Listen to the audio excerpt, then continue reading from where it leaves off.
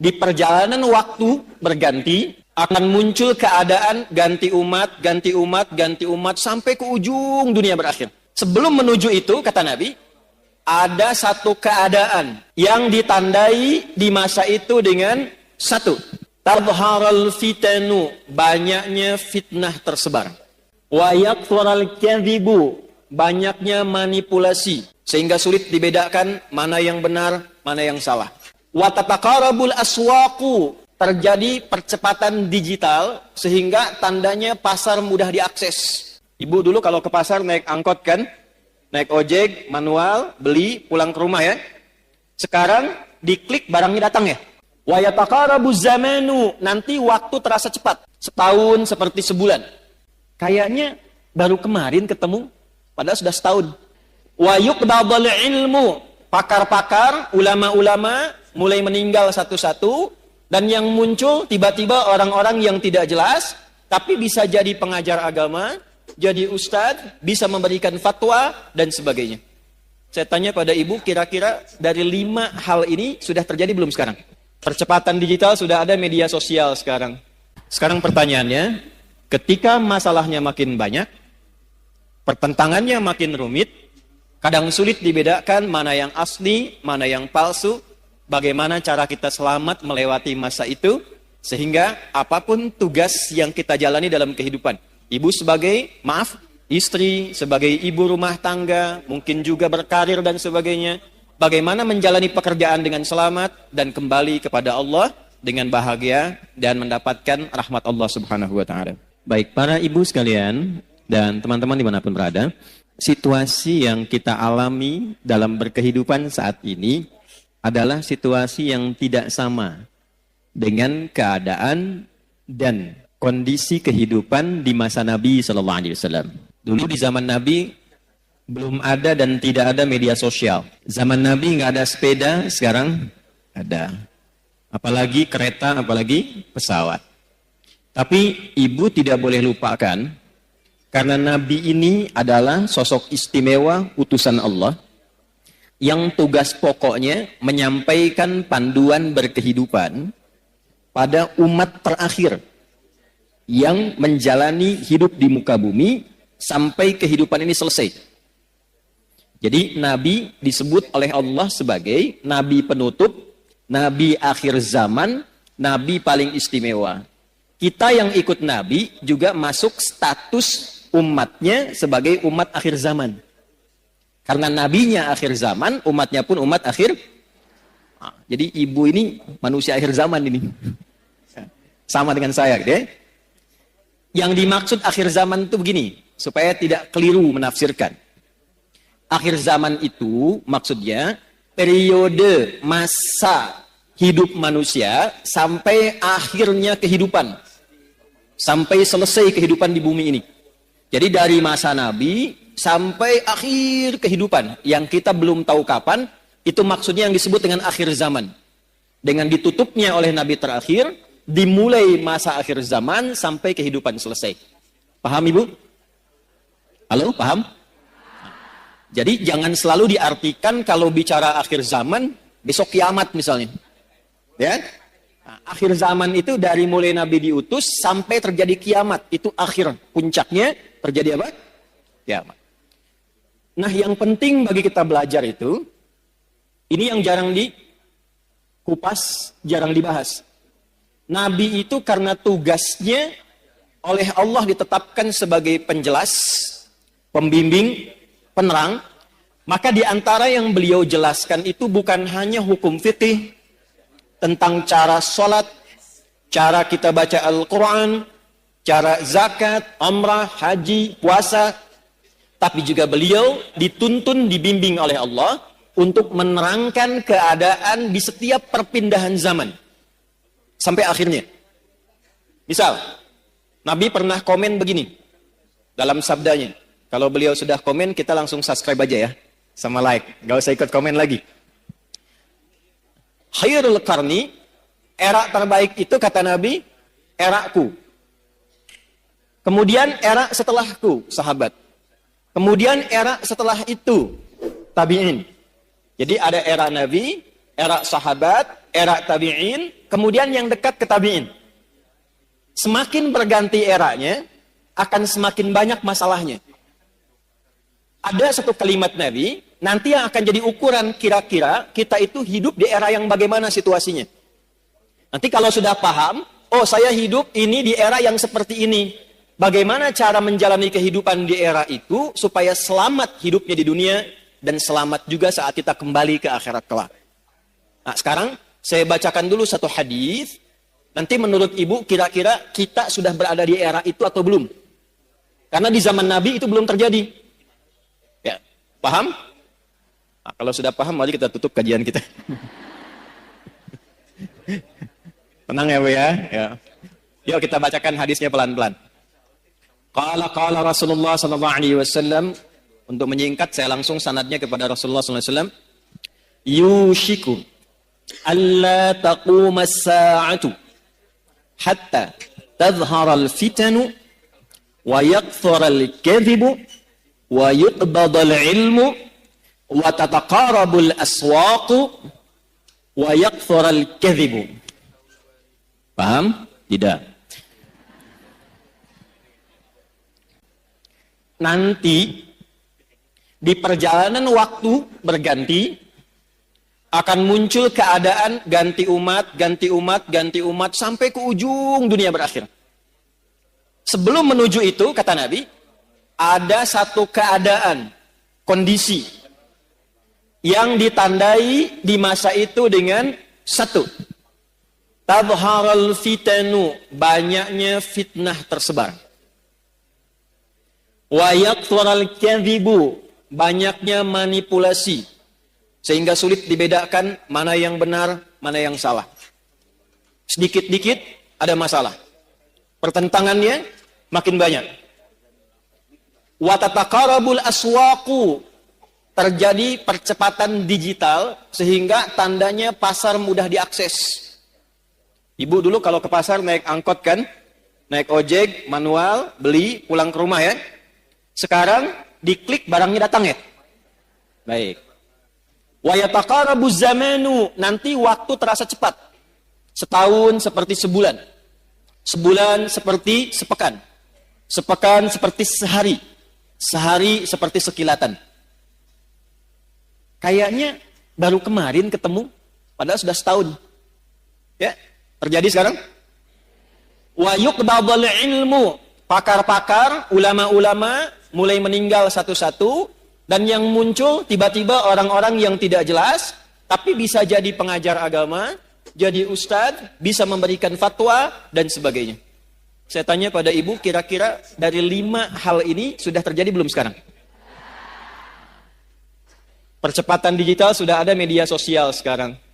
Kalau ibu dulu curhatnya sambil masak, sekarang mau masak sudah bikin status. Teman-teman, kira-kira menu apa ya yang cocok untuk hari ini? Nah, ya? Nah, ternyata ketika era itu muncul, masalahnya makin banyak. Jadi penipuannya sekarang bukan hanya offline, bisa jadi online. Saya itu seumur hidup belum pernah mengisi kajian tentang garam, Bu. Tapi tiba-tiba saya lihat video ada tentang garam ruqyah. Videonya adalah saya, suaranya seperti saya. Ya, dan video yang diambil itu video yang menerangkan tentang bersih-bersih, mandi besar. Kemudian dicuplik videonya, diganti frekuensi suaranya menjadi dagang garam ruqyah. Anda bayangkan? Pernah lihat? Berarti sudah terjadi belum eranya? Sekarang pertanyaannya, ketika masalahnya makin banyak, pertentangannya makin rumit, kadang sulit dibedakan mana yang asli, mana yang palsu. Bagaimana cara kita selamat melewati masa itu, sehingga apapun tugas yang kita jalani dalam kehidupan. Ibu sebagai, istri, sebagai ibu rumah tangga, mungkin juga berkarir dan sebagainya. Bagaimana menjalani pekerjaan dengan selamat dan kembali kepada Allah dengan bahagia dan mendapatkan rahmat Allah Subhanahu wa Ta'ala. Jangan dulu amin, kita bahas dulu ya. Saya nggak akan tanya ibu kelihatan apa enggak ya. Kelihatan? Belum. Emang belum saya tulis, bisa kelihatan. Ya, satu, kita Kasih dalilnya dulu ya, supaya nanti ada landasan di Al-Qur'annya bagaimana, di hadisnya seperti apa. Judulnya Panduan Selamat Dunia Akhirat berdasarkan petunjuk Al-Qur'an dan Sunnah Nabi SAW. Satu, Al-Qur'an, surah ketiga Ali Imran, ayat 102. Saya kotaki, mohon maaf. Ini nanti di antara ayat yang tiap pekan oleh Nabi disampaikan dalam kesempatan khutbah Jumat. Para suami, para ayah, lelaki itu dikumpulkan di masjid untuk membawa isi ayat ini supaya pesannya disampaikan ke rumah. Jadi penting saya sampaikan pada para laki-laki yang Jumatan, ini bukan kalimat formal untuk membuka hanya sekedar khutbah, bukan. Tapi pesannya bawa ke rumah, jaga istrinya, jaga anaknya, jaga keluarganya dengan isi ayat ini. Dua, kita lanjutkan ke hadisnya.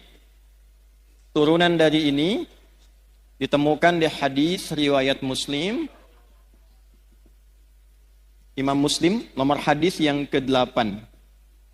Periwayatnya sahabat Umar bin Khattab radhiyallahu taala anhu. Dah? Ini punya cabang 5. 1, 2, 3, 4, 5. Cabang yang pertama, dalil Qur'annya surah ke-47 ayat 19. Turunannya surah paling favorit di muka bumi, Quran surah ke-112 Al-Ikhlas. Hadisnya, karena ini kajian ibu-ibu, kita ambil ibunda kita, Sayyidah Aisyah. Hadis riwayat Sayyidah Aisyah radhiyallahu taala anha, didokumentasikan oleh Imam Al-Bukhari dalam kitab sahihnya nomor hadis 7375. Riwayat yang kedua dari sahabat Abu Sa'id Al-Khudri.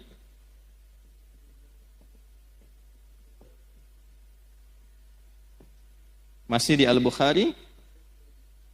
Ini sudah saya cek ya Bu ya, insyaallah betul. Nomor hadis 7374. Sudah?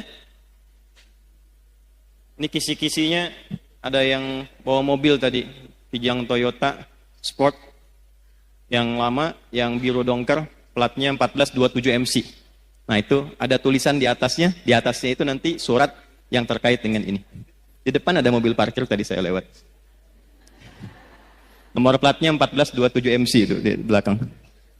2, ini turunannya, Quran, surah kedua, di ayat 45 sampai 46, plus Quran, surah ke-29, ayat ke-45, hadisnya kita ambil yang sahih juga, hadis riwayat Al-Bukhari, juga hadis riwayat Muslim, yang meriwayatkan sahabat Abu Hurairah. Karena Al-Bukhari sudah, kita masukkan yang Muslimnya supaya lengkap. Nomor hadis 393 sampai 397. Kemudian yang tokoh yang mengalaminya namanya Khalad bin Rafi' Az-Zuraiqi.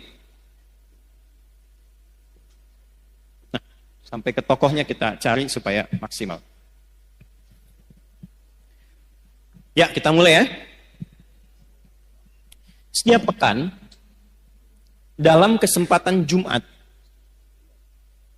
Nabi senantiasa membuka khutbahnya dengan satu ayat Al-Quran, satu ayat saja, tapi memberikan pedoman keselamatan yang pokok. Gampangnya gini, kalau ibu ingin selamat di dunia ini, aktivitasnya apapun, mau ibu pebisnis, pedagang, di rumah, jadi perawat, apapun itu. Suami kerjanya apapun, ingin selamat kehidupannya di dunia, sampai dijamin selamat pulang ke akhirat, maka pokoknya ada di ayat ini.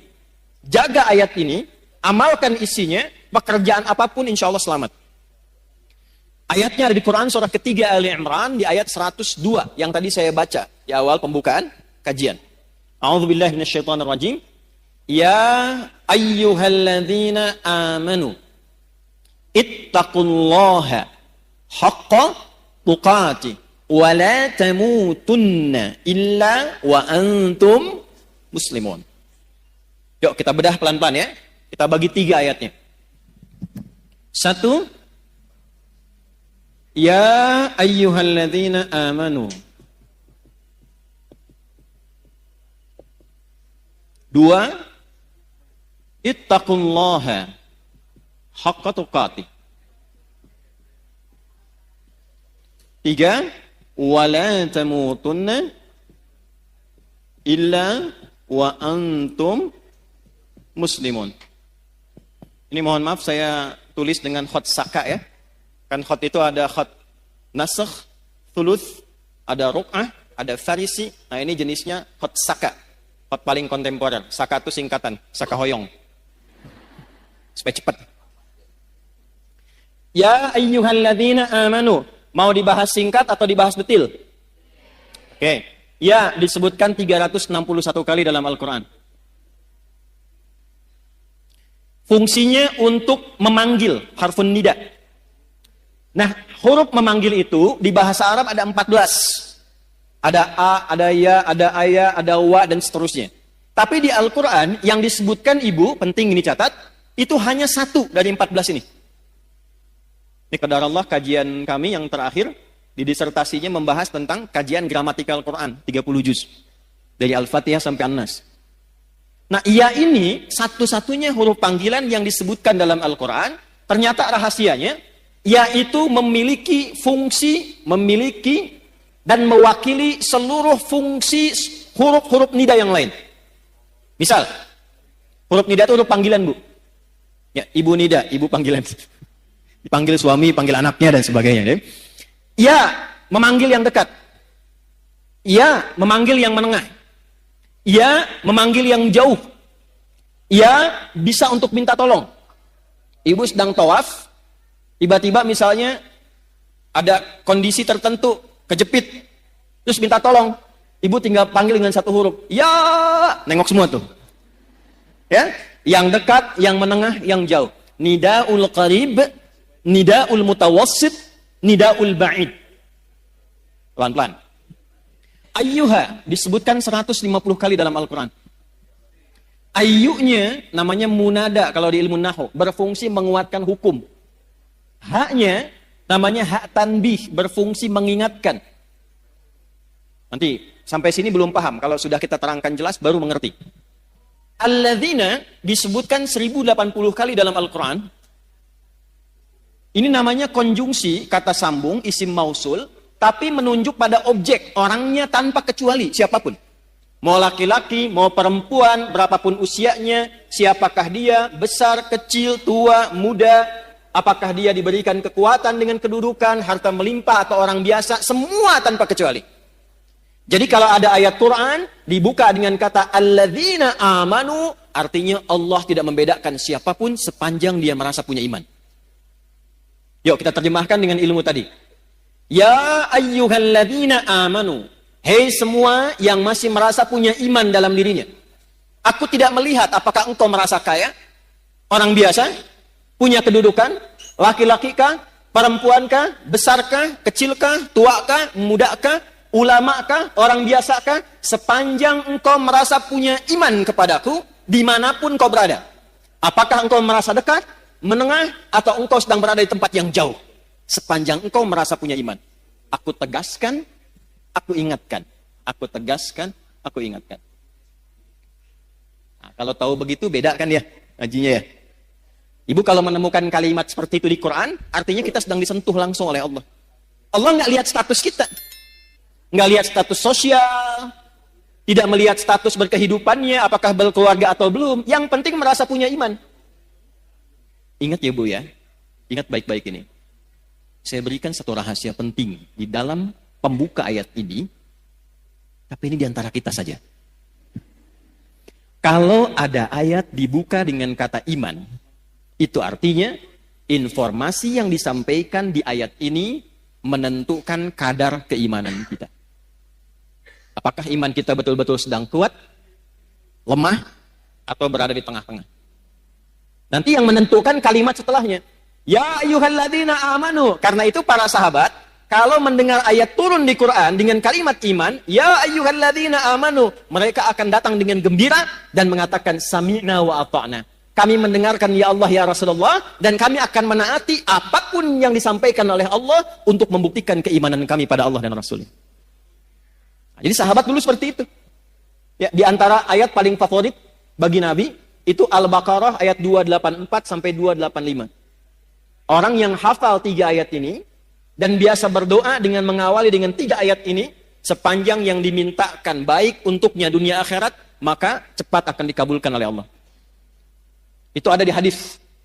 Ya, lillahi ma fis samawati wa ma fil ard. Sampai ayat 286, la yukallifullahu nafsan illa usaha. Sekarang lihat ayat ke-285-nya.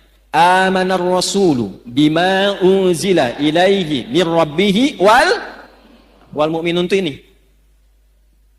Kullun amana billahi wa malaikatihi wa terus baina ahadim wa qalu, nah itu poinnya, ghufranaka rabbana wa ilaikal wa qalu sami'na wa ata'na. Jadi sahabat itu kalau ada ayat turun dengan ya ayyuhalladzina amanu, mereka senang karena masih diaku oleh Allah. Bu, ini saya kasih gambaran Bu ya. Ibu kalau diaku anak oleh orang tua senang tidak? Ibu kalau diaku teman sama orang yang berpengaruh senang tidak? Ibu kalau bilang, presiden bilang begini, itu teman saya tuh, senang tidak? Senang. Kalau ada tokoh yang ibu senangi, terus bilang sama ibu, itu teman saya tuh, senang tidak?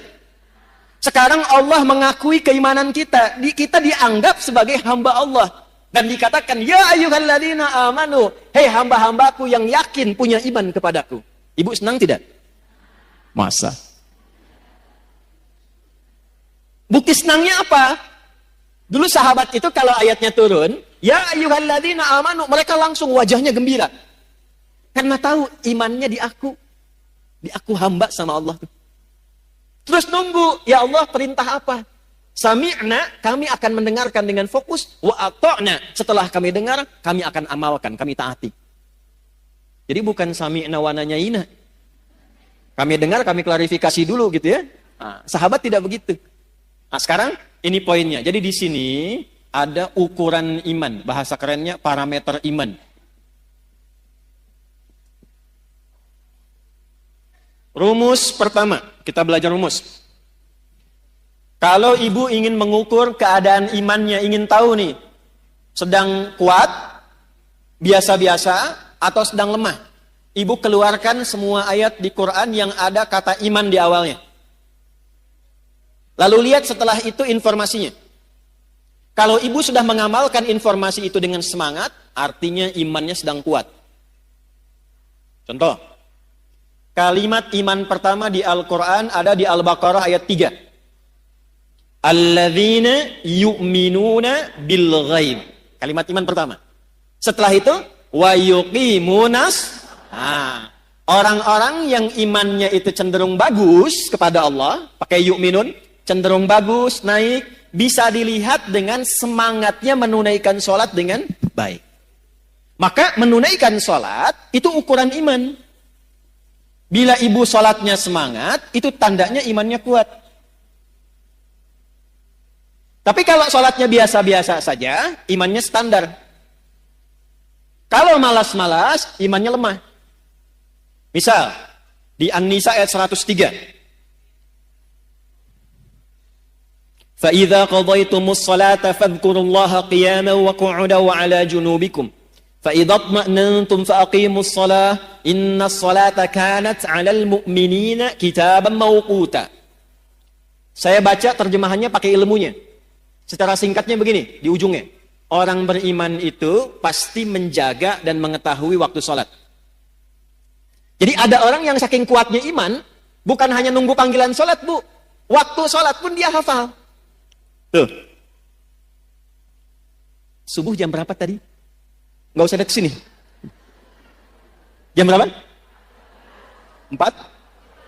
4.17, 4.20. 18. Terjadi perbedaan pendapat tentang waktu sholat subuh. Gak apa-apa, ini menunjukkan ibu berada dari daerah yang berbeda-beda. Ya. Kiara Condong, Kiara Condong. Soreang? Soreang ya. Alhamdulillah. Karawang? Ada, Masya Allah. Bekasi? Baik ya. Bekasi memang agak jauh dikit. Nih, kita ambil tengah-tengah subuh 4.18 misal. WIB, waktu Indonesia bagian Bandung. Adzan di istiqamah. Allahu Akbar, Allahu Akbar. Ibu dengar. 4.18. Begitu ibu dengar adzan, ibu langsung siap-siap. Ya. Dipanggil sholat, langsung siap-siap. Nah, ini menunjukkan imannya ibu itu standar. Nah. Belum kuat. Awas, hati-hati.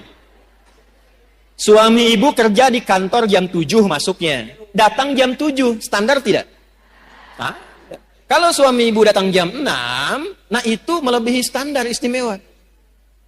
Dipanggil 4.18, ibu sadar dan siap-siap 4.18, standar tidak? Belum kuat. Kalau ibu bangun jam 3, sebelum dipanggil siap-siap, warming up dulu tahajud, istighfar dulu, supaya frekuensinya ibadah kepada Allah nyambung, sholatnya khusyuk, baru imannya kuat. Tapi kalau dipanggil 4.18, baru bangun 8.14, itu iman lemah. Jadi yang ini, yang kuat, ini orang yang merasa dekat dengan Allah. Saking dekatnya dia siap-siap sebelum dipanggil. Yang ini yang standar, yang menengah. Kapan dipanggil, datang. Yang ini udah dipanggil-panggil masih ngitung. Udah qomat belum? Duhurnya masih lama. Ini. Sehingga merasa agak jauh jaraknya. Ya ayyuhalladzina amanu. Ya-nya berfungsi. Hei, baik engkau yang merasa dekat denganku. Yang biasa-biasa. Ataupun yang merasa jauh dariku, sepanjang engkau masih merasa punya iman. Aku tetap mengakui engkau sebagai seorang hamba, amalkan amalan ini, kalau diamalkan yang imannya lemah bisa kuat, yang biasa-biasa bisa semakin dekat dengan Allah, dan yang sudah dekat akan menjadi kualitas iman yang istimewa. Jelas sampai sini? Jadi kalau ibu menemukan kalimat di Quran, Ya ayyuhalladzina amanu, setelah itu ada kalimat, ada informasi, amalkan isinya, karena isi ayat itu sejatinya ingin mendidik kita supaya membangun hubungan lebih kuat dengan Allah Subhanahu wa taala. Itu maksudnya. 2. Ini saya kotaki. Ibu tanya, bagaimana cara saya meningkatkan iman ya Allah? Saya ingin naik standar dari yang biasa-biasa, naik ke iman yang lebih kuat. Saya ingin iman saya yang terlihat sekarang lemah, sehingga rapuh, ada masalah juga, sering pesimis, ada tekanan cepat jatuh. Saya ingin menguatkan diri saya supaya lebih dekat denganmu ya Allah. Bagaimana caranya? Maka Al-Quran tidak berhenti dengan hanya menyampaikan informasi, tingkatkan imanmu. Diteruskan dengan panduan, kalau engkau ingin meningkatkan imanmu, ingin membangun kedekatan lebih dengan Allah, maka caranya, ittaqullaha haqqa. Ini rumus selamatnya yang ini, Bu. Tingkatkan takwa. Ini rumus selamat dunia akhirat.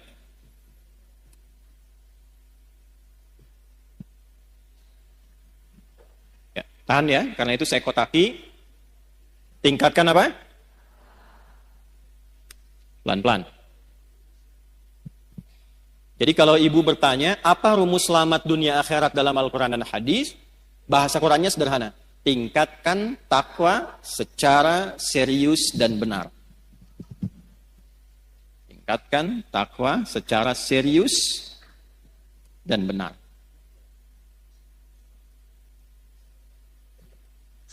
Pelan-pelan. Mohon izin saya turunkan sedikit volumenya supaya lebih bisa didengar dengan baik. Tadi kalau agak keras itu agak semangat ya. Bu, saya kasih jalan berpikir dulu. Bahasa kerennya, logikanya begini. Yang punya rizki itu siapa? Yang punya harta siapa? Yang punya ilmu siapa? Yang punya segalanya? Oke. Sekarang simpan. Tidak ada yang serupa dengan Allah. Laisa kamitslihi syai'. Tapi saya kasih ibu permisalan sedikit saja. Ibu kalau dekat dengan pejabat, aksesnya mudah nggak? Ibu kalau punya teman orang kaya, gampang dibantu nggak? Gampang kan? Dengan logika yang sama. Ibu kalau dekat dengan Allah, apa yang sulit bagi Allah? Nah, ini jarang dipakai, Bu. Ada persoalan, kenapa tidak dikembalikan ke Allah? Ingin sesuatu, kenapa tidak meminta ke Allah? Yang kita butuhkan sekarang itu bukan materinya, bukan kedudukannya. Yang membuat bahagia itu seringkali bukan karena materi berlimpah, bukan. Yang sejatinya membuat kita lebih bahagia itu ada ketenangan dalam jiwa. Makanya di rumah tangga, sakinah itu didahulukan sebelum mawaddah. Sakinah, mawaddah, dan rahmah. Mawaddah itu, Bu, pemberian ungkapan cinta yang diberikan dengan pemberian fisik, materi. Kalau baru akad itu mahar. Ya, itu diteruskan setelah berumah tangga. Misal istrinya milad, suami kasih hadiah pulang ke rumah. Mama, selamatnya milad, semoga berkah. Ya, nggak usah tiup-tiup lilin mah, ini aja aku punya hadiah nih. Gelang 2 kilo misalnya kan. Nah, misal gitu. Nah, suami juga begitu. Misal suami promosi jabatan, dapat. Atau dia merasa bahagia. Ibu masakkan kue kesukaannya. Itu mawaddah, Bu. Itu mawaddah namanya. Jadi ada rasa cinta yang timbul karena berbagi hal materi. Itu mawaddah. Tapi pertanyaannya, kenapa sakinah mendahului mawaddah? Karena sebanyak apapun harta dikumpulkan, kalau tidak ada ketenangan di rumah tangga, itu hampa kehidupannya. Saya kan sering tanya ibu kan. Ini terakhir saya mau tanya lagi nih. Ibu pilih mana? Kaya tapi gelisah atau miskin tapi tenang? Tidak ada pilihan ketiga. 2 aja. 2 aja. Saya tahu, saya belum bilang pun lihat wajah ibu sudah paham saya. Pasti cari yang ketiga. Kaya tapi gelisah atau miskin tapi tenang? Angger kaya. Ya. Jadi ada rumus dalam psikologi, jika terjebak pada dilema di antara 2 cinta, pilih yang ketiga katanya tuh. Dah sini. Nah, yang melahirkan ketenangan, yang membuka akses, itu dalam Al-Quran kuncinya sederhana, takwa. Contoh, buka Quran surah ke-65 misalnya, surah tentang rumah tangga. Di akhir ayat kedua, di awal ayat ketiga. Wa may yattaqillaha yaj'al lahu wa yarzuqhu min haitsu la. Siapapun yang ingin meningkatkan takwanya kepada Allah, pakai man. Man itu sifatnya individu, per orang. Jadi Allah nawarin gini, Bu, bukan ke banyak-banyak semua, tidak, ke setiap orang. Jadi ibu kalau baca ayat itu, rasakan ayatnya untuk kita. Saya kalau baca ayat itu, saya posisikan begini. Hei Adi Hidayat. Bawa secara personal, ke pribadinya. Wa may yattaqillaha, dan siapapun, hei fulan, hei fulana, yang mau meningkatkan takwanya kepada Allah, yaj'al lahu, sesulit apapun persoalan yang dia alami, aku berikan solusi dan jalan keluarnya. Jadi ada orang, Bu, ada orang yang dalam hidupnya seakan tidak pernah punya masalah. Bukan gak ada masalah, tapi karena saking tinggi takwanya, saat dia akan menghadapi masalahnya, diringankan oleh Allah karena sudah diberi jalan keluar sebelum dia menghadapinya. Ibu kenal Siti Maryam? Bagus. Ada yang kenal sana tuh. Kalau kenal langsung saya tutup kajian kita hari ini. Loh. Sayyidah Maryam itu siapa? Nah ini masalahnya. Ibu punya ayat tentang perempuan, An-Nisa. Ada tokohnya Maryam. Cuman jarang dibaca. Ibu keluarkan isinya, lihat sejarahnya. Maryam itu ketika akan terlahir, itu ibunya berharap lahirnya laki-laki. Karena ada berita dalam kitab suci sebelumnya, di masa ibunda itu tinggal, namanya Hannah, suaminya Imran. Ada tanda-tanda akan lahir dari rahim seorang perempuan terbaik di masa itu, seorang nabi dan rasul. Semua sepakat, Hannah itu orang terbaik, perempuan paling solihah di masanya, suaminya soleh. Kemudian ketika mengandung, berharapnya laki-laki. Imronnya meninggal sebelum lahir anaknya. Begitu lahir, lahirnya perempuan. Ibu pengen laki-laki, keluar tiba-tiba perempuan. Nah, anak ini unik, Bu. Nanti kalau dalam kajian lain fikih rumah tangga, kita akan bahas salah satunya hikmah tentang anak. Kenapa kok bisa pengen laki-laki keluar perempuan? Pengen perempuan lahir, pengen cepat tiba-tiba lambat. Pengen ditunda tiba-tiba lahir lagi. Enggak, itu ada hikmahnya. Tapi saya mau langsung masuk ke Maryam. Begitu lahir perempuan, beliau langsung berkata begini, "Ya Allah, perempuan." Quran surat 3 ayat 36. Takwanya ayat 37-nya. Falamma wada'atha qalat rabbi inni wada'tuha untha.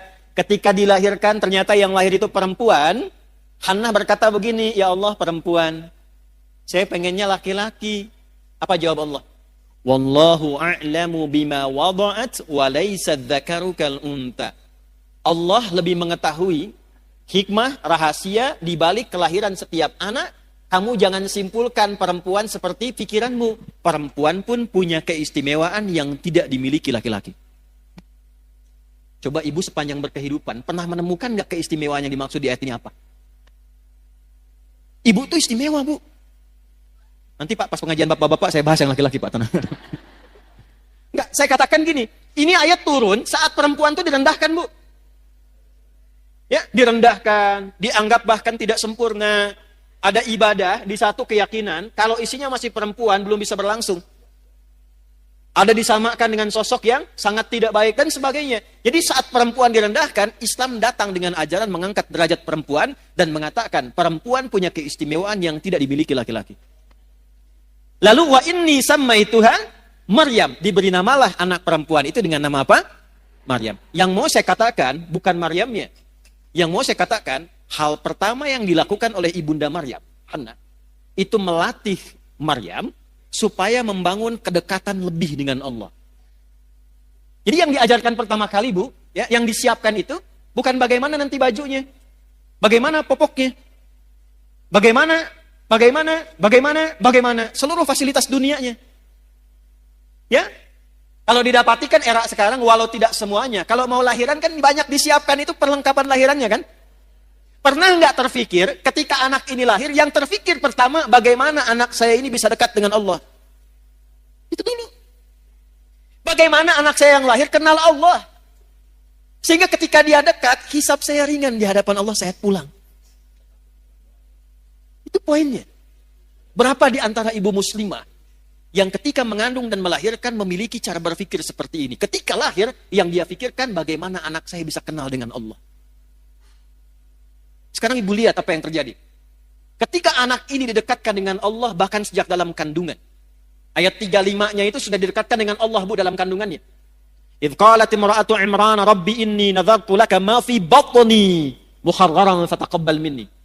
Ketika istrinya Imran memberikan inspirasi kepada perempuan-perempuan di muka bumi, para muslimah.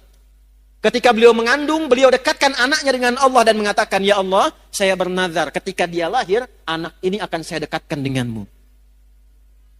Maka di era Nabi dicontohkan dari kandungan. Sudah berdoa, turun Quran surah 7 ayat 189. Dalam kandungan suami istri mulai berdoa, suaminya cari yang halal, istrinya banyak sholat, banyak baca Quran. Jadi ketika lahir itu sudah ada bekal-bekal awal supaya kenal Allah. Maka apa yang terjadi? Begitu anaknya lahir, wa inni sammaituha Maryam, diberi nama sesuai harapannya. Nama itu penting, Bu. Misal ibu pengen punya anak yang ahli Quran. Ibu kasih nama misalnya kalau ahlinya itu sampai paham, Ahmad Faqihul Quran misal. Di situ ada doa. Oh, saya pengen anak saya yang kedua dekat dengan Nabi. Ibu beri nama misalnya Amelia Habibatul Mustafa. Aku harapkan anak ini tumbuh jadi kekasihnya Nabi. Dicari ketika lahir, berikan nama sesuai dengan harapan yang ibu inginkan. Maryam, di antara maknanya, di antaranya sosok yang menjaga diri, sehingga dengan penjagaan itu ia selalu dekat dengan Allah. Yang Allah senangi, dikerjakan. Kalau Allah nggak suka, dia tinggalkan. Yang Allah inginkan, dia ikuti. Allah nggak suka, dia jauhi. Itu Maryam namanya. Maka ibu itu menyiapkan fasilitas untuk menempa anaknya supaya dekat dengan Allah. Maka dimintakan kepada pamannya yang seorang nabi namanya Zakaria untuk dibimbing anaknya, dibuatkan tempat namanya mihrab. Di tempat itulah dididik anak itu supaya meningkatkan takwa kepada Allah. Ibu lihat apa yang terjadi. Sebelum anak itu membutuhkannya, Allah sudah kirimkan seluruh kebutuhannya. Fataqabbalaha rabbuha biqabulin hasani wa ambataha nabatan hasana. Perhatikan, ini poinnya. Kalau ada seorang ibu, ayah, suami istri, dia menyiapkan anaknya supaya dekat dengan Allah sejak dini, maka Allah yang akan merawatnya sampai dia tumbuh berkembang. Merawat itu maksudnya memperhatikan dia, menjaga dia, mengalirkan kebutuhan dengan baik. Wa kafalaha Zakaria, tapi tetap mesti ada ikhtiar. Jangan ibu biarkan dari awal, ya Allah, saya sudah bacain dia Yasin, Al-Kahfi, Baqarahan, Anisaan, sekarang terserah engkau ya Allah. Nggak bisa begitu. Cari sekolah yang baik, cari orang baik untuk ngajar, ustadznya cari. Nanti dengan ikhtiar itu turunlah rizki dari Allah. Wa kafalaha Zakaria, perhatikan. Kullama dakhala 'alaiha Zakaria al-mihraba wajada 'indaha rizqa. Setiap Nabi Zakaria ingin memberikan kebutuhan Maryam, mau ngantarkan makanan, ngantarkan bebuahan, ngantarkan pakaian, sudah ada di mihrabnya Maryam, Bu. Mau ngantar buah, buahnya sudah ada. Kalau musim anggur ada anggur, wajar. Ini musim jeruk, bukan musim anggur, tapi ada anggur. Nanya, Zakaria itu nanya, pamannya alaihissalam. Nanya ini untuk mengkonfirmasi ketakwaannya kepada Allah. Tahu, ini anugerah Allah tahu, tapi untuk menguji. Saya ngajar dia berhasil enggak? Dia kenal Allah tidak? Maka ditanya oleh pamannya, ya Maryamu anna laki hadha. Maryam dari mana semua ini? Perhatikan jawabannya. Anak yang dikenalkan dengan Allah sejak dini, maka yang keluar di lisannya kalimat-kalimat yang menyucikan Allah. Subhanallah, Alhamdulillah, Allahu Akbar. Maka apa yang keluar di lisan Maryam?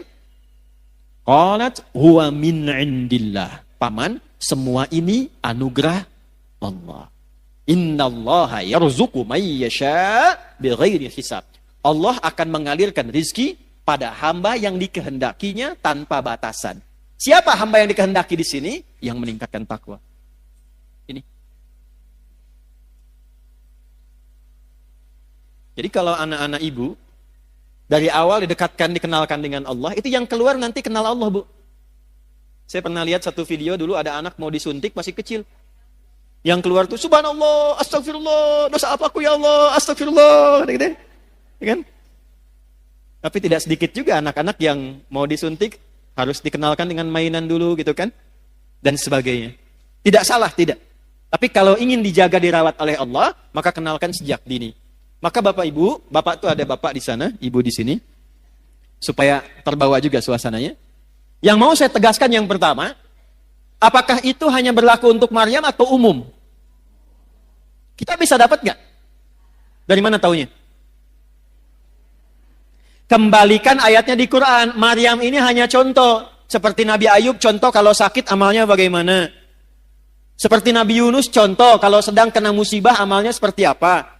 Seperti Nabi Ibrahim contoh kalau jadi ayah yang sibuk memperhatikan anak bagaimana. Contoh. Petunjuknya ada di Quran. Jadi kapanpun kita hidup, keluarkan ayat ini, maka kita berpeluang mendapatkan yang sama seperti Maryam mendapatkannya. Maryam Nabi bukan? Bukan. Rasul bukan? Perempuan?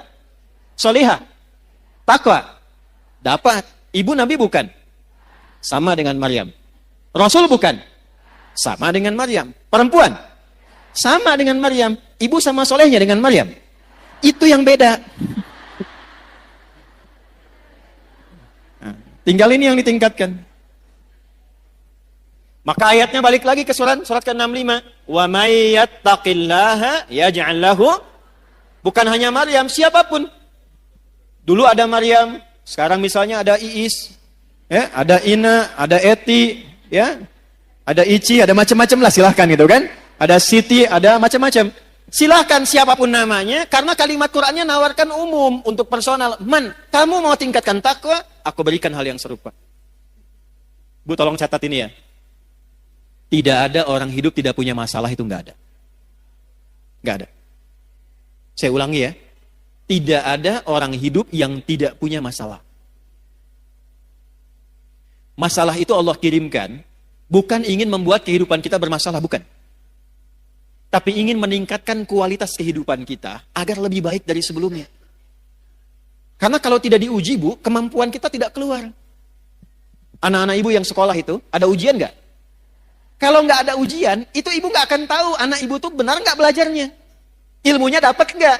Untuk menguji bahwa dia sudah dapat ilmu, punya kemampuan baru, mesti ada ujian. Nanti kalau sudah pintar, naik kelas dia, menghadapi masalah yang baru. Dengan logika yang sama, hidup juga begitu. Kalau datang masalah, berbahagialah. Karena ketika Allah kirimkan masalah itu, bukan ingin membuat kita bermasalah, bukan. Tapi supaya kemampuan kita bertambah, dan memudahkan kita mengatasi berbagai macam persoalan kehidupan berikutnya. Cuma kalau ibu ingin cepat mengatasi masalah itu, dibuat gampang oleh Allah. Caranya tingkatkan takwa. Sehingga setiap masalah yang datang, sebelum datang diringankan dulu oleh Allah. Seakan-akan gak ada masalah. Ustadz juga sama, Bu, punya masalah. Serius. Bahkan masalahnya kadang itu lebih banyak dari ibu.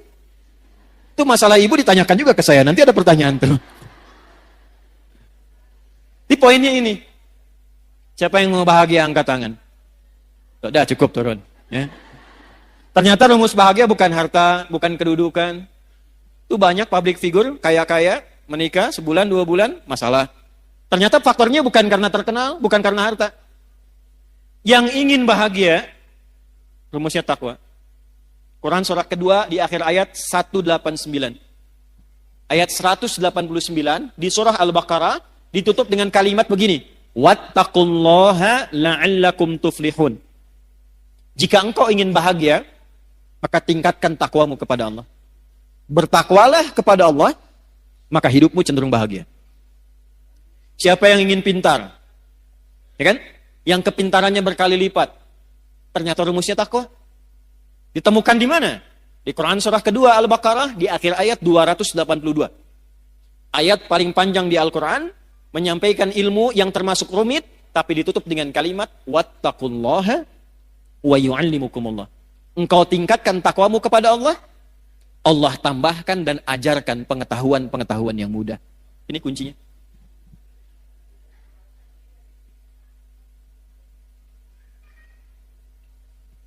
Nah, jadi kalau ingin selamat, ingin nyaman hidup di dunia, sampai nyaman kembali ke akhirat, nyaman, enak, tenang, baik, tuh bahasa Arabnya hasanah.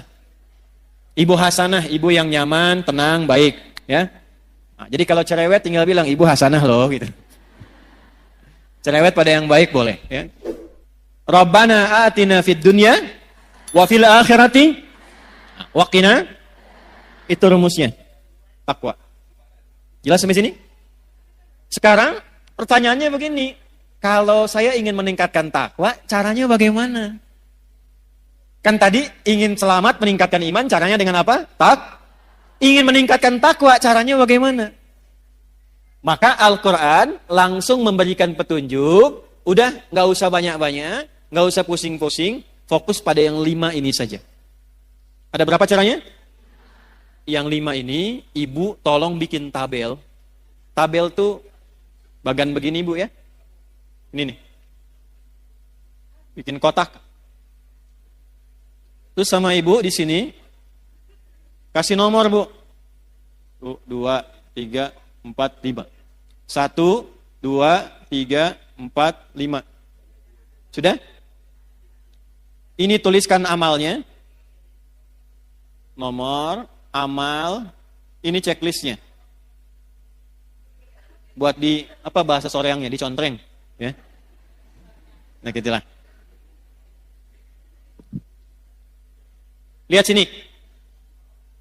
Saya ingin meningkatkan iman, caranya dengan takwa. Dengan takwa hidup saya mudah, dengan takwa hidup saya nyaman, dengan takwa insya Allah terjamin selamat dunia akhirat. Bagaimana cara meningkatkan takwa? Bagian ketiga ini. Wala tamutunna illa wa antum. Wawunya pakai ataf. Dan jagalah takwa ini sepanjang engkau hidup, jangan sampai engkau wafat kecuali engkau menjaga takwa ini. Bagaimana cara menjaganya ya Allah? Wa antum muslimun. Jagalah 5 pokok yang takwa sebagai seorang muslim. Di terjemahan diartikan kecuali engkau menjadi seorang apa? Muslim. Muslim itu artinya orang yang mengamalkan Islam. Saya ulangi. Muslim itu artinya orang yang mengamalkan apa? Ibu senang bahasa Arab gak? Kenapa pelan suaranya? Kalau enggak, jawab aja. Enggak, gitu. Enggak apa-apa, Bu. Enggak harus pelan-pelan. Ya, jawab, Bu ya. Jawab. Kecuali kalau akad nikah diam bisa. Ya, kalau ibu dilamar, anak ibu misalnya ya, dilamar, diam. Itu harus pastikan, Bu. Diam itu tanda setuju. Kalau tidak setuju, jawab. Karena kaidah usul fikihnya mengatakan begini, as-sukutu alamatu heeh. Diam itu tanda setuju. Ya. Nah, kalau pertanyaan begini disampaikan, nah kita tinggal gambarkan saja kecenderungannya kemana untuk diulas. Ibu senang bahasa Arab gak? Gini, kalau ada 4 huruf, misal Islam, maka kalau kita mau bentuk jadi orang, tinggal tambah mu depannya sebelum akhirnya i.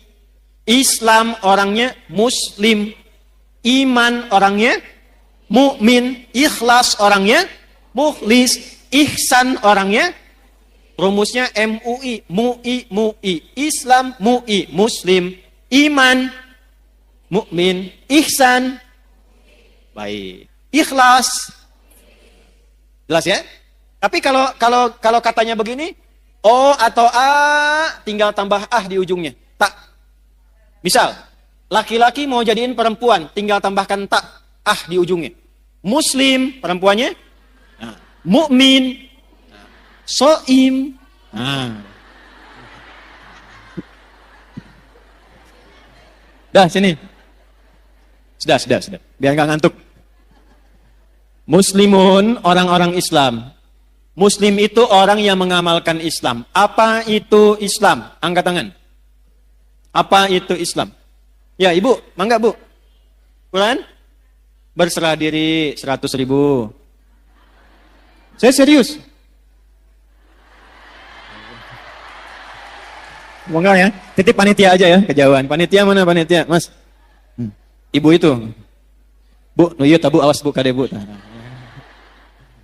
Ayo mau tambah, saya naikkan 500.000. Islam itu takwa, baik, kurang. Ya Ibu. Ya. Salat, zakat, puasa, haji, baru 4. Syahadat 1 juta ya, 1 juta. Nah, Mas yang itu ya, Ibu itu ya. Nanti belakangan ya Bu ya. Apa? Nggak jadi? Baik. Nah sekarang saya naikkan. Tahu dari mana Ibu jawabannya itu? Udah cukup. Ini udah saya tulis nih. Hadis Muslim, nomor hadis yang ke-8, riwayat Umar bin Khattab. Dah, tahan sini, lihat sini. Fokus. Ya Allah, saya ingin meningkatkan takwa, caranya bagaimana? Kata Allah, kamu jadi orang Islam yang baik.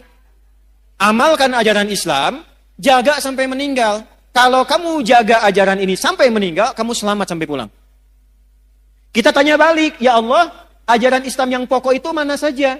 Maka dijawablah oleh Nabi, jawaban ini diungkapkan oleh Umar bin Khattab, disampaikan kemudian dirangkum oleh Imam Muslim, dituliskan di kitabnya nomor hadis yang ke-8 sampai ke kita. Apa jawabannya? Ketika Nabi ditanya mal Islam, kata Nabi, 1, antashhada an la ilaha illallah wa anna Muhammadar Rasulullah. Amal pertama syahadat. Syahadatain. Wa tuqimas shalah, salat. Wa tu'tiyaz zakat, zakat. Wa tasuma ramadana, ramadan. Wa tahujjal baita in istata'ta ilaihi sabila, haji atau umrah. Haji atau di sini maksudnya kalau belum mampu untuk haji bisa menunaikan apa? Maka yang didahulukan hajinya. Saya checklist haji. 5.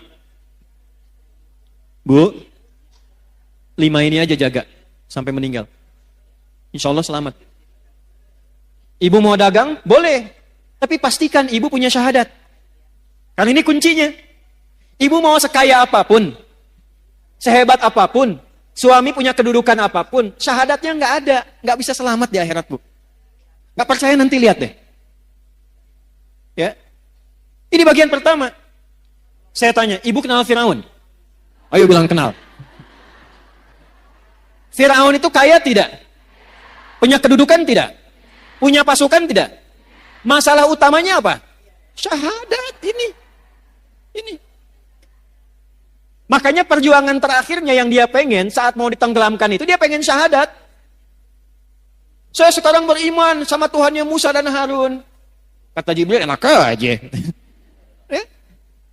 Karena syahadat yang sudah dipaksakan di tenggorokan dan dipaksakan, hanya ingin, bukan karena ikhlas syahadatnya. Dia menginginkan dengan mengucapkan itu pengen selamat dari terjangan air laut pada masa itu. Maka Jibril melihat, ini bukan ketulusan. Ini kepura-puraan. Maka malaikat diwahyukan, diperintahkan mengambil bagian dari tanah, ya, atau juga dari bagian tanah laut, ya. Kalau kita bahasa Indonesianya apa ya? Kalau kira condong tuh letak tuh apa bahasanya? Lumpur. Nah, ya. Lumpur laut diambil lalu dijejalkan ke mulutnya begini. Masalahnya apa? Yang dia cari syahadatnya. Jadi jangan dikira kekuatan, jangan dikira harta benda, jangan dikira kehebatan. Yang tampil di dunia itu bisa membawa keselamatan di akhirat, belum tentu. Ini yang pertama. Jadi sekarang ibu lakukan apa? Yang ibu lakukan, keluarkan semua anggota keluarga, tulis siapa aja di sini. 1, 2, 3, 4, 5. Yang ke atas siapa? Yang ke bawah siapa? Yang ke kanan siapa saja? Ke kiri siapa saja? Ayahnya, ibunya, suami, istri, anaknya, sampai ke bawah. Cek. Yang pertama, yang harus dipastikan, ini ada enggak?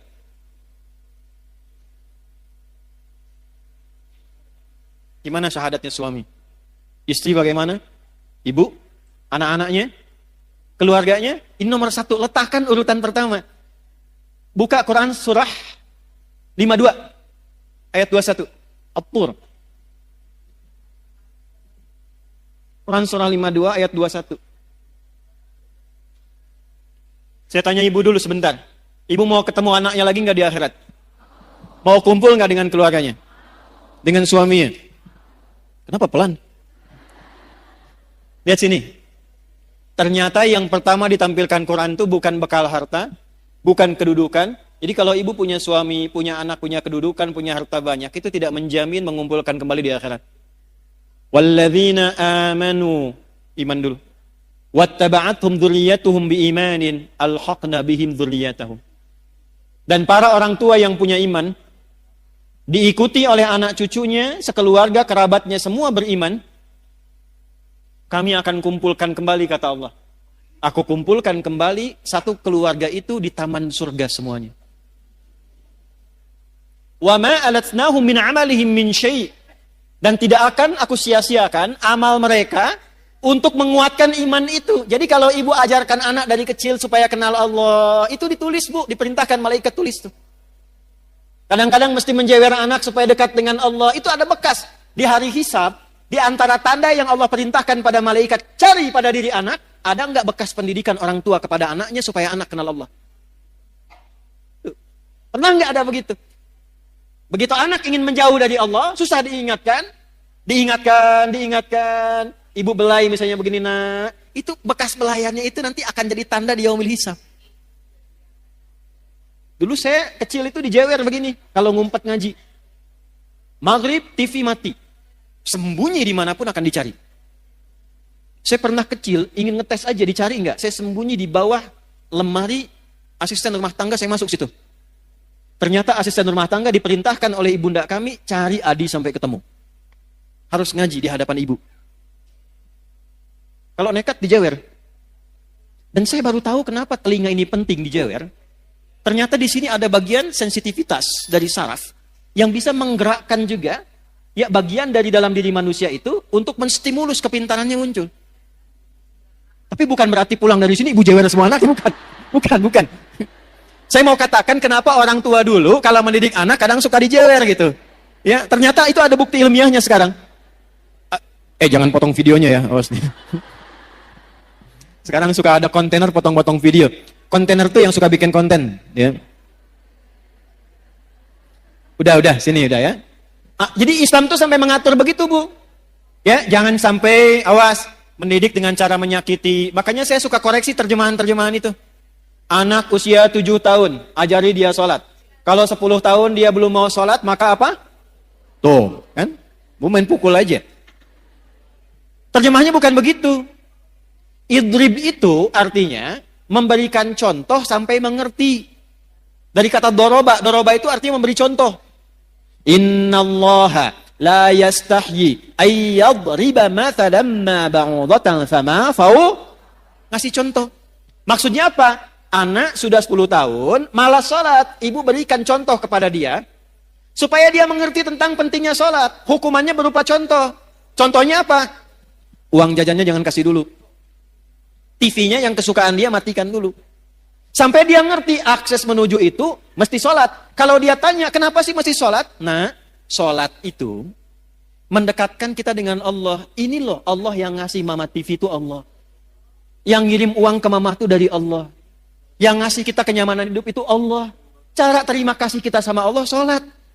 Kamu dikasih sama paman, uang kamu ucapkan terima kasih. Kita dikasih sama Allah berupa banyak kenikmatan ini, cara terima kasihnya sholat. Itu caranya. Sampai dia mengerti. Tidak harus memukul. Kalau di Arab, budayanya memang begitu. Tapi bukan menyakiti. Kadang tepak begini, gitu. Itu contohnya. Paham? Satu, Bu. Bagaimana cara menjaga syahadat? Maka cabangnya ini. Quran surah 47 ayat 19. Fa'lam annahu la ilaha. Fa'lam, maka cepatlah belajar, mesti punya ilmu. Jadi syahadat pun ada apa? Ada ilmu. Izin ya Bu ya. Syahadatnya checklist dulu. Tapi kalau ibu checklist, menjaganya juga nggak mudah kalau tanpa ilmu. Karena akan tiba masanya, syahadat itu mudah ditukar. Ada bencana, bawa sembako, syahadat ditukar dengan sembako. Ada yang ditukar dengan biskuit. Anak ibu hati-hati yang perempuan-perempuan. Tiba eranya tidak mudah. Datang orang, sekarang dengan kalimat aja bisa hilang syahadatmu. Aku mencintaimu asal engkau mau ikut denganku. Bahaya. Terjadi sekarang? Maka butuh ilmu untuk menguatkan syahadat itu. Karena itu kuncinya. Kata Nabi Miftahul Jannah. Kunci surganya itu terletak pada syahadatnya. Jelas? Ilmunya ada di mana? Nih. Gak usah tinggi-tinggi Bu bahasnya ya. Apalagi mohon maaf sekali. Saya sering perhatikan orang awam. Banyak berdebat di masalah pembahasan akidah yang tidak ada manfaat untuk dirinya. Yang penting itu membuat kita kenal Allah cukup. Gak usah terjebak dalam perdebatan, ini bagaimana, itu bagaimana. Saya nggak ngerti, bahasan dulu para ulama diskusi, sekarang jadi konsumsi awam. Salahnya kadang-kadang, sebagian kurang bisa menjaga. Di antara yang ceramah itu membahas pokok-pokok yang harusnya nggak disampaikan kepada awam. Itu kalangan diskusi di kalangan para ulama. Ar-Rahmanu 'alal arsyistawa, yadullahi fawqa aydihim. Ini orang bikin konten berantem sama ini, berdebat dengan yang ini. Padahal yang belum tentu memberikan faidah untuk dirinya. Orang tua kita ngajarkan dari dulu, wallahu a'lamu bimuradih. Bagi orang awam, cukup kenal Allah, cukup paham tentang bagaimana kita menyembah Allah, jaga itu sampai meninggal, selesai. Makanya ketika Nabi mengajarkan menjaga tauhid, pada orang-orang awam, pada sahabat-sahabat beliau yang awam, itu diajarnya simpel Bu. Cuma diajarkan surat Al-Ikhlas. Satu di antara 3 surat Qul yang jadi favorit umat akhir zaman. Qul huwallahu ahad, qul a'udzu birabbil falaq, qul a'udzu birabbin. Ini tahu dari mana itu? Nih dalilnya dari Sayyidah Aisyah. Riwayat Al-Bukhari. Ada sahabat yang saking dekatnya dengan Allah, kenal Allah, dia hobi sekali baca kulhu. Jadi mainnya kulhu terus Bu. Rakaat kedua. Ya, walaupun rakaat pertama misalnya Al-Duha, Al-Insyirah, Al-A'la, yang keduanya selalu kulhu. Dikomplainlah kemudian. Ya, beberapa sahabat ngomplain itu, kamu kenapa sih main kulhu terus? Baca kulhu terus? Maka disampaikan kepada Nabi, inilah hebatnya Nabi sallallahu alaihi wasallam. Nabi tidak memberikan vonis, Tidak langsung memberikan hukum, dipanggil orangnya ditanya, kenapa engkau senang baca kulhu di rakaat kedua? Kata sahabat ini, ya Rasulullah, di dalam kulhu itu ada sifat-sifat Allah yang indah. Saking kenalnya Allah, senang dengan kulhu, karena menemukan di situ kebenaran Allah dan sifatnya yang indah. Saya mencintai Allah, karena itu saya senang baca kulhu, karena di situ ada sifat Allah, saya cinta pada Allah. Maka turunlah berita, sampaikan Muhammad kepada sahabat itu, karena dia cinta Allah, Allah pun mencintainya. Hadisnya sahih. Dan ketika cinta Allah diturunkan, ringan seluruh hidupnya. Ini Bu. Maka latihan, belajar tafsirnya. Qul huwallahu, Allahus, lam yalid walam yakul lahu. Yang disebut Allah itu, kalau jadi Tuhan, standar Tuhan itu nggak boleh sama dengan makhluk. Walam yakul lahu kufuwan, itu gampang sekali. Kalau menetapkan Tuhan, harus beda dengan makhluk, karena ini khalik. Kalau ada satu sifat yang sama, berarti bukan Tuhan. Sepakat? Contoh, manusia melahirkan tidak? Lahirkan. Manusia berpasangan tidak? Manusia punya anak tidak? Manusia itu makhluk atau khalik? Baik, kalau manusia berpasangan, maka Tuhan nggak boleh berpasangan. Kalau ada sifat Tuhan berpasangan, berarti sama dengan makhluk, bukan Tuhan. Manusia melahirkan dan dilahirkan, berketurunan, punya keturunan. Tuhan nggak boleh punya keturunan. Tuhan tidak boleh berpasangan. Tuhan tidak boleh melahirkan. Sebab kalau Tuhan punya sifat makhluk, berarti ada potensi makhluk bisa jadi Tuhan. Jelas? Ini simpel banget, logis. Dan kita diajarin itu. Pada akhirnya, walam yakullahu kufuwan. Kalau ibu sudah bertaut kepada Allah dengan kalimat ini, maka Allahus Samad. Apapun masalah kita akan bergantung pada Allah. Ibu baca Al-Ikhlas ini, sampai ibu merasakan dalam hati bahwa ibu punya Allah. Saya punya Allah. Itu kalau kalimat itu sudah belum menancap pada kalbunya. Di hadis Abu Sa'id Al-Khudri, Bu, ada sahabat bilang begini, ngapain sih baca surat itu terus? Diadukan kepada Nabi, apa komentar Nabi? Nabi malah menyanjung, surat Al-Ikhlas ini itu sepertiganya isi kandungan Al-Quran. Jadi kalau ibu ingin dimudahkan hafal Quran, dimudahkan dekat dengan Quran, pahami surat Al-Ikhlas, bacakan itu dengan niat ingin dimudahkan dekat dengan Al-Quran. Ini cara menguatkan syahadat.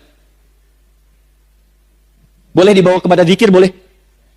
Makanya dalam sholat, setelah sholat, itu salah satu yang dibaca itu selain ayat kursi, itu Al-Ikhlas. Sebelum tidur, Al-Ikhlas dibaca dengan Al-Falaq dan An-Nas. Maaf Bu ya, saya bukan ingin mengajarkan, hanya ingin mengingatkan. Cara bacanya, jangan hanya keluar di lisan bunyi, sampai tertanam di kolbu bahwa ibu merasa punya Allah. Qul huwallahu ahad. Sampai ibu merasa bisa nangis, itu luar biasa tuh. Allahus Samad.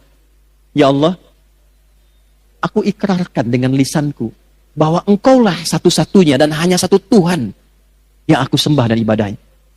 Allahus Samad, ya Allah, aku punya masalah dalam kehidupan, tapi aku punya keyakinan ketika aku gantungkan semua persoalan ini solusinya kepadamu, engkau yang akan ringankan seluruh masalahku.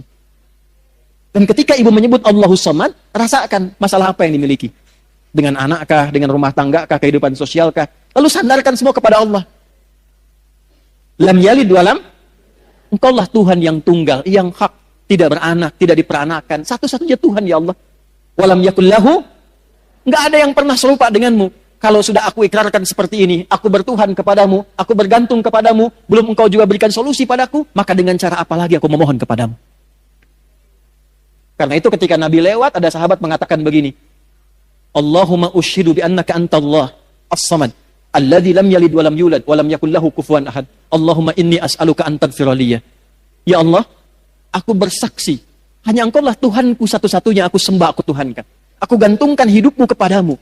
Aku nyatakan kau satu-satunya Tuhan yang tidak serupa dengan makhluk manapun, tidak beranak, tidak diperanakan. Aku tidak minta apapun, ya Allah. Dengan aku mengesahkanmu, aku hanya minta ampuni dosaku. Aku ingin jadi orang baik. Nabi lewat, lalu Nabi mengatakan begini, Fulan, tahukah engkau apa yang kau baru baca tadi? Orang ini berkata, ya Rasulullah, engkau yang paling tahu. Allah wa Rasuluhu a'lam. Allah dan Rasulnya yang paling tahu. Kata Nabi, engkau baru saja meminta kepada Allah dengan menyebut namanya yang paling agung, yang engkau kalau ucapkan itu, doamu akan selalu dijawab, permintaanmu tidak akan pernah tertolak. Itu hadisnya sahih. Hadisnya Sahih. Dan Syekh Said Sabiq memasukkan hadis itu dalam pembahasan akidah ketika mengurai Al-Asmaul Husna di kitabnya Al-Aqaid Al-Islamiyah. Jadi kalau orang benar al-ikhlasnya, Bu, ini sampai ke dalam jiwanya, itu doanya mustajab, Bu. Karena dia merasa punya Allah. Tuh. Nah, ini yang diminta ini udah nyambung belum sama Allah nih? Kadang lisannya kemana, hatinya kemana. Ibu baca subhanallah. Satu kali belum nyambung, wajar. 2 kali belum connect, wajar. 33 kali belum nyambung. Ibu mesti baca berapa kali lagi? Bu keluar dari sini ya. Mie ayam, mie ayam, mie ayam, mie ayam, mie ayam, mie ayam, mie ayam. Sampai 33 kali itu. Saya yakin sampai mau tidur ibu akan ingat mie ayam itu. Gak percaya silahkan. Mie ayam, mie ayam, mie ayam, mie ayam, mie ayam. 33 kali. Minimal ibu akan cari kan? Ibu tiap hari, Bu, subhanallah, subhanallah, subhanallah. Dari 33 ini, bagian keberapa yang sampai ke dalam hati? 9, 10, 11? Alhamdulillah, alhamdulillah, alhamdulillah. Lisan ibu alhamdulillah, tapi tuntunan nikmat mintanya makin terus banyak. Sudah dikasih sepeda, minta motor. Dikasih motor, minta mobil lagi. Padahal baru alhamdulillah, sepeda saja belum pernah dibawa menunaikan sholat 5 waktu di masjid. Seringnya sepedaan, kadang dibawa sampai ke pulau lain, sepedaan dengan teman yang lain, belum pernah diantarkan jadi saksi di akhirat bahwa dia pernah mengantar orang ini sholat di masjid, pernah ikut pengajian, dan itu akan dihisab. Sepeda belum dipakai ibadah, sudah minta motor. Motor belum dipakai ibadah, sudah minta mobil. Kadang Allah tahan, bukan gak pengen ngasih. Fulan, pakai dulu ibadah supaya hisabmu ringan. Kan kamu baru bilang alhamdulillah tadi. Itu. Allahu Akbar. 33 kali 5 tuh. 165. Dalam sehari. Allahu Akbar, Allahu Akbar, Allahu Akbar. Tapi masih kalah juga. Allahu Akbar, Allahu Akbar. Ayo cek ke masjid, ayo. Diskon, kewe sekedap. Nomor 2. Ini saya tanya serius nih. Ibu kalau ada pas sinetron Korea yang paling ibu senangi. Pas waktunya adzan, ibu tunda dulu sinetronnya. Untuk sholat, atau ibu tahan dulu tetap nonton, nanti sholatnya nomor 2. Ya, alhamdulillah. Checklist ya. Lihat sini. Ini materi itu sebetulnya sederhana, Bu. Cuman kedalamannya ini yang jarang diungkap. Maksud saya, checklist ini, syahadaten, formal, iya.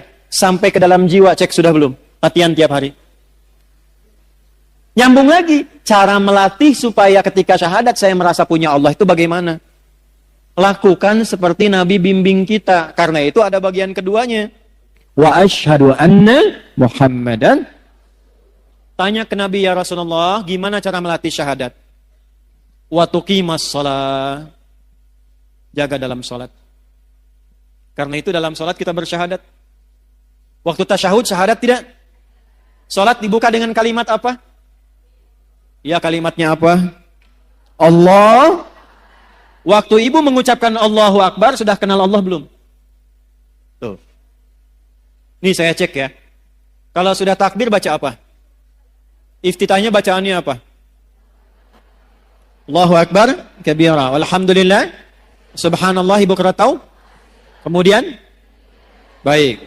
Selain yang wajah tuh ada lagi yang baca yang lain? Allahumma ba'id baini wa baina kama ba'adta bainal. Stop, saya kasih 2 contoh ini. Pernah nggak mencari bagaimana Nabi pernah mengamalkan doa iftitah itu setelah takbir? Ibu pernah belajar dan dengar tentang sahabat Abu Bakar kan? Baru takbir, itu saking merasanya punya Allah, itu langsung menangis bergetar. Baru takbir. Sahabat Ali bin Abi Thalib baru adzan sudah bergetar. Belum sholat. Saking merasa punya Allah. Doa yang Allahumma ba'id itu ada di Al-Bukhari, Sahih Al-Bukhari. Riwayatnya oleh sahabat Abu Hurairah. Biasanya dibaca dalam kesempatan sholat siang. Subuh, zuhur, asar, sholat siang. Yang wajah itu ada di Sunan Abu Daud. Biasa diamalkan oleh Nabi pada malam hari. Sanadnya nanti tersambung melalui Imam Ali bin Abi Thalib radhiyallahu ta'ala anhu.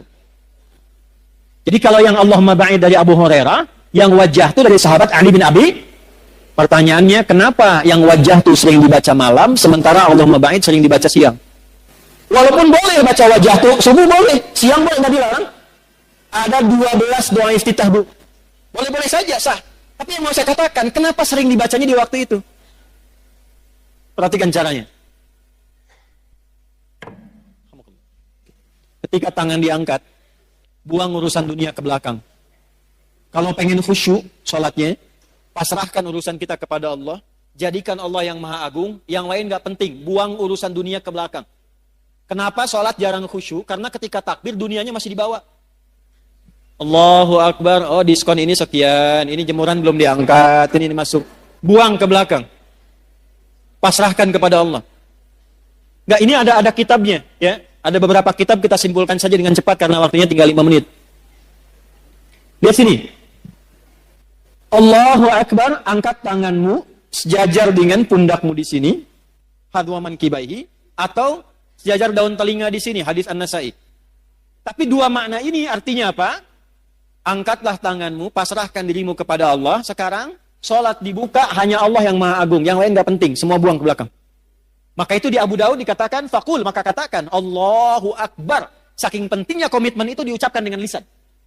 Di Islam itu, Bu, kalau ada ibadah yang membutuhkan kekuatan supaya hatinya mantap, itu lisannya dipandu berucap. Haji, umrah, itu kenapa sampai lisan mengatakan labaik Allahumma hajjan, labaik Allahumma umrah? Karena ini ibadah penting, hatinya mesti mantap, dibantu oleh lisan, ucapkan. Sama dengan ibu begini, ibu sedang punya masalah, tidak mudah misalnya, itu dipandu oleh Quran, katakan pada hatimu, katakan inna ma'al usri, itu kalau ibu masih goyah, keluarkan di lisan, pasti ada solusinya, pasti selesai. Enggak mungkin ada masalah yang enggak ada solusinya. Pasti bisa. Gitu. Kita punya ayatnya, Bu. Sekarang yang pakai orang Jepang. Dulu saya SD, 94-95 itu, di TPI itu ada sore-sore, sekitar jam 5:30, 6, acara Benteng Takeshi. Reporternya, kalau ada mau menaklukkan Benteng Takeshi dengan tank main-mainan, dia akan selalu motivasi mengatakan begini, kamu bisa.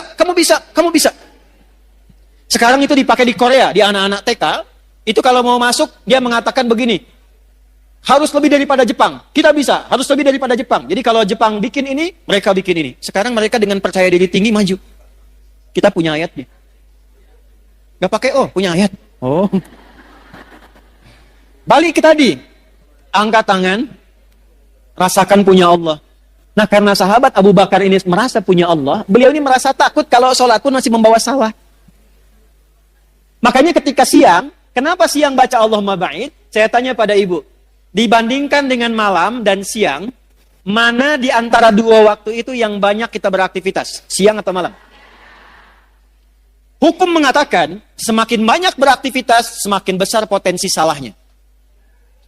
Lisan yang banyak bicara, akan banyak berpotensi salah dibandingkan yang banyak diam. Mata yang banyak melihat, akan mungkin banyak salah lihat dibandingkan dengan orang yang terpejam.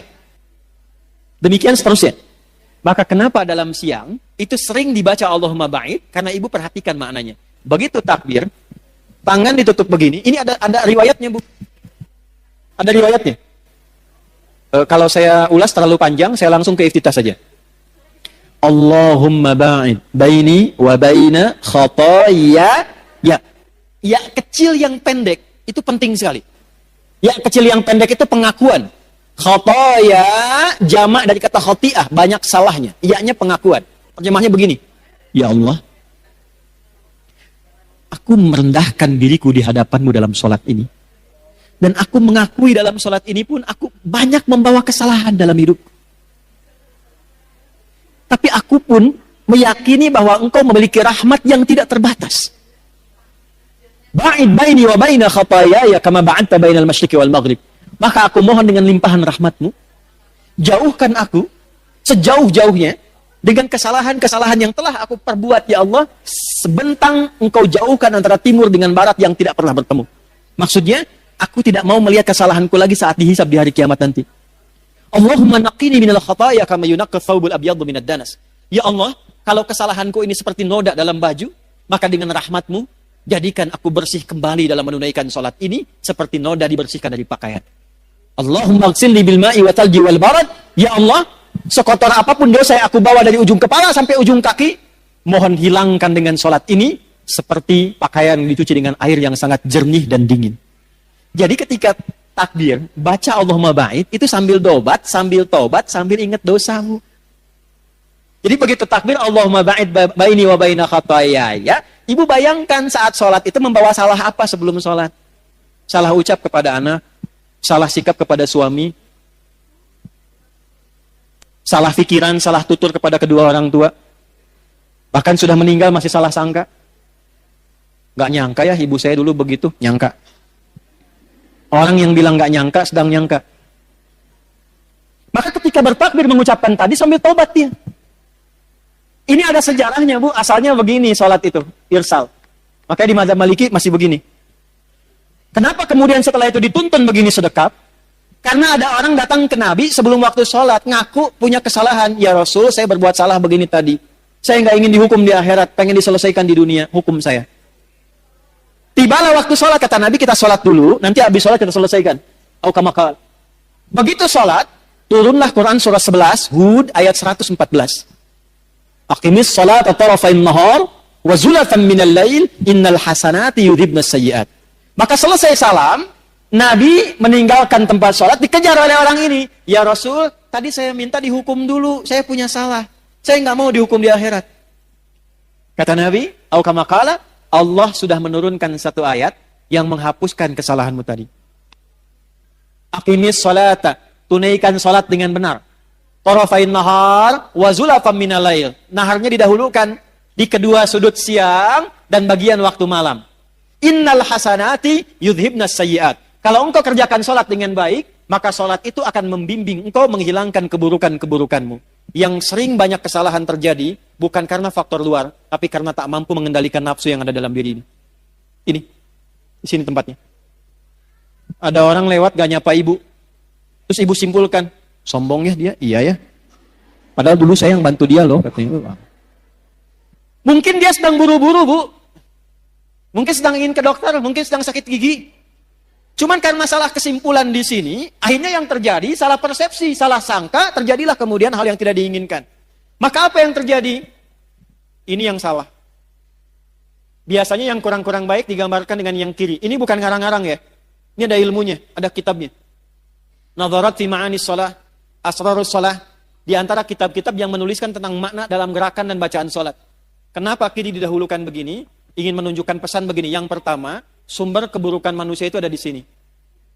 Kalau salah menjaga, seringkali berbuat salah digambarkan dengan yang kiri.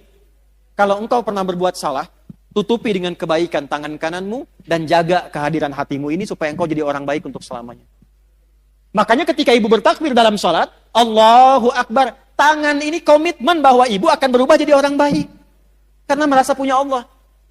Itulah kalau malam, kenapa yang dibaca wajah tuh? Ya, bahkan ditambahkan dulu dengan doa pembuka. Allahu Akbar kabira itu, Bu, satu di antara 12 doa iftitah. Ditambahkan wajah itu gabungan dua doa. Yang satu menghadirkan Allah dulu supaya merasa punya Allah. Allahu Akbar kabira, alhamdulillahi katsira, wa subhanallahi bukratan wa asila. Tertanamlah rasa punya Allah dalam hati dengan kalimat itu. Baru dibaca. Wajjahtu wajhiya lilladzi fataras samawati wal ardh hanifan muslima wa ma ana minal musyrikin. Inna salati wa nusuki wa mahyaya wa mamati lillahi rabbil la syarika lah wa bidzalika umirtu wa ana awwalul muslimin. Perhatikan kalimatnya. Ya Allah, di keheningan malam ini aku pasrahkan diriku sepenuhnya padamu. Engkaulah Tuhanku. Kalau aku selama ini sholat, selama ini ibadah, aku selama ini hidup, perhatikan, atau engkau wafatkan aku di detik ini ya Allah, hamba pasrah. Lillahi Rabbil Alamin, hanya untukmu saja penguasa segala alam. Tapi bila engkau beri kesempatan aku hidup setelah sholat ini, aku ingin berjanji menjadi pribadi yang lebih baik dan tidak akan pernah musyrik selama hidup.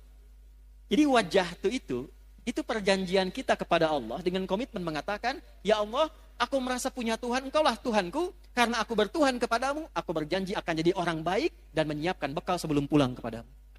Pernah nggak ada rasa itu sebelum kita sholat? Itu yang saya maksudkan checklist. Pentingnya ngaji itu. Jadi nggak usah bahas yang tinggi-tinggi yang nggak kita butuhkan dalam tanda petik. Ini aja dulu supaya selamat. Anak udah sholat belum? Sekolahnya bagus, bangunannya bagus, modern, bayarannya mahal, trennya bagus, tapi nggak bisa sholat. Coret, Bu. Untuk apa? Ibu yang ngandung dia, ibu yang melahirkan berjuang dengan kematian, ibu yang memberikan ASI, ibu yang dihisab. Terus ibu tempatkan anak itu di tempat yang tidak mengenal Tuhan yang memudahkan ibu lahiran. Memudahkan anak itu dalam kandungan. Terus ketika ibu meninggal, dia pun gak mampu menyolatkan ibu. Lantas untuk apa selama ini pengorbanan yang ibu lakukan? Ini penting saya katakan, karena saya pernah menangani kasus dulu di Jakarta. Awal-awal saya kembali dari Tripoli. Tentang hukum anak meng-hire orang-orang lain untuk menyolatkan kedua orang tua yang meninggal. Karena dia gak tahu cara menyolatkannya bagaimana. Pada sekolah tinggi sampai ke luar negeri. Checklist, Bu, latihan dari kecil anak-anak. Dari kecil, kenalkan Allah. Zakat, punya cita-cita ya Bu ya. Yang penting Ibu bisa zakat selama hidup. Nggak harus Ibu pikirkan banyaknya. 1000, alhamdulillah. 100, alhamdulillah. Niatkan selama hidup bisa zakat. Usaha. Kalau cuman pengen kaya, yang belum punya iman pun sudah banyak Bu yang kaya. Itu bukan persaingan. Beda cara berpikirnya. Saya ini dagang supaya saya bisa zakat. Karena saya punya Tuhan, namanya Allah. Saya pengen taatin Allah. Saya pengen bisa infak. Ya Allah beri kemampuan saya untuk zakat. Bulan ini 25 juta aja ya Allah. Zakat itu berapa persen? 2,5%. Jadi kalau ibu minta zakat 25 juta, ibu minta rezeki 1 miliar itu. Zakat. Walaupun 100 ribu, walaupun 100 rupiah. Maksud saya begini, ketika nanti dihisab di hari kiamat, dipanggil. Ibu Siti Aisyah. Syahadat, checklist. Salat, checklist. Zakat, checklist. Nggak akan dilihat, Bu. Malaikat itu nggak senang gosip. Nggak ada kata malaikat, Ibu Aisyah, cuma 100 ya? Iya. Nggak ada. Yang ada itu cuma checklistnya. Zakat, checklist. Nggak akan dilihat berapa banyaknya. Kita pengen saat dipanggil dan disebutkan, Iqra kitabak. Kafa binafsikal yauma 'alaika hasiba. Baca kitab hisabmu. Begitu dibaca, saya pernah zakat, alhamdulillah. Puasa, aman, karena tanpa modal. Ya kan? Aman. Yang belum aman itu, masuk nggak ke waktu puasanya. Makanya banyak berdoa. Latihan, sekarang latihan puasa ya. Sehari, latihan dulu. Kamis, puasa lagi. Nanti berhenti dulu. Sya'ban, banyakin puasa sunnah. Rajab itu sehari, 2 hari, 3 hari. Ya. Nanti Sya'ban, tambahin banyak. Jangan kebalik. Rajabnya dibanyakin, Sya'ban berhenti. Walaupun tidak salah, tapi kalau konsep Nabi nggak begitu. Kalau Rajab itu misalnya Senin puasa, nanti Kamis puasa lagi. Pekan depannya puasa lagi sehari. Kalau Sya'ban dibanyakin. Senin puasa, Selasa enggak, Rabu puasa, Kamis enggak, gitu kan? Nah, Jumat enggak lagi misal gitu kan? Ya. Nanti Ramadan full. Checklist. Haji. Jangan salah baca. Manis tata'a ilaihi. Perhatikan cara menerjemahkannya. Bagi siapa yang ingin mampu berhaji. Terjemahan pertama, yang mampu haji. Terjemahan kedua, yang berusaha mampu haji. Beda atau enggak? Kita hanya dituntut berusaha mampu haji. Maka dari sekarang nabung. Walaupun sebulan 100 rupiah, enggak apa-apa 100 rupiah. Niatnya dituliskan. Dia tidak berhaji selama hidupnya, meninggal dunia sebelum haji. Tapi tabungannya tercatat niat hajinya. Maka ketika dihisab, fulana, dibuka kitabnya. Masya Allah. Usahanya untuk berhaji, niatnya haji mengantarkan dia pada anugerah mabrur di sisi Allah. Sekalipun dia belum berhaji. Niatnya. Jelas? Ini 5 ini Bu. Checklist ini aja. Cuman mohon maaf, nanti Sab Muslimah juga saya kasih arahan ya. Ibu dari pengajian-pengajian, yang 5 ini dalami, perdalam dengan topik pengajian. Jadi kalau pengajian, bikin kurikulum. Supaya terarah ngajinya. Saya kan sering bilang pada ibu begini, ibu perempuan, lahir perempuan, tumbuh perempuan, sekarang pun masih perempuan, meninggal sebagai perempuan. Pernah nggak mengeluarkan ayat-ayat tentang perempuan dalam Al-Quran? Sebagai anak perempuan bagaimana? Sebagai istri perempuan tugasnya apa? Sebagai ibu bagaimana? Kalau jadi nenek seperti apa? Sampai meninggal, pernah nggak dikeluarkan? sampai persiapan meninggalnya. Itu aja dulu. Nanti yang pokok dalami, sholat yang khusyuk bagaimana, jaga syahadat bagaimana, cara supaya kerjanya berkah, dapat harta, bisa dipakai zakat bagaimana. Ya, sebentar. Waktu habis katanya. Ya, kemudian puasa dan cita-citakan haji. Jelas? Saya mau kasih amalan, mau? Insya Allah kalau ini diamalkan, yang 5 ini akan mudah. Amalnya sederhana. Usahakan tiap hari baca Al-Quran. Saya ulangi ya. Usahakan tiap hari baca Al-Quran. Walaupun 1 ayat.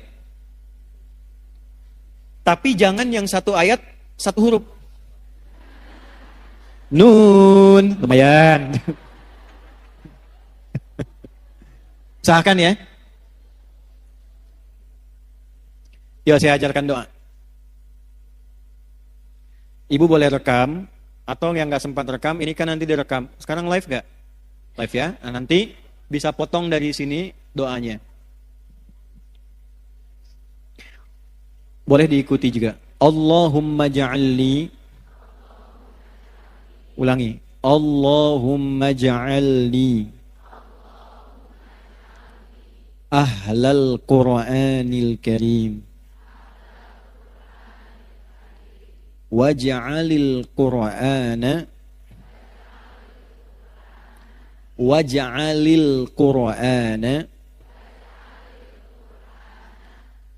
sahiban li fid dunya wa syafi'an li fil akhirah. Gitu ya. Nah, baca itu setiap selesai sholat, baca Allahumma ja'alni ahlal Qur'anil Karim waj'al Qur'ana sahiban li fid dunya wa syafi'an li fil akhirah. Insyaallah kalau doa itu dibaca dan kita rajin baca Quran tiap hari, apalagi berusaha menghafal Quran, insyaallah kita akan terjaga dan ini yang 5 akan dimudahkan. Demikian kajian Ustadz Adi Hidayat untuk hari ini. Semoga kita bisa mengambil pelajaran dari beliau. Dan terima kasih telah mengunjungi channel Sobat Dunia Akhirat. Semoga bermanfaat. Wassalamualaikum warahmatullahi wabarakatuh.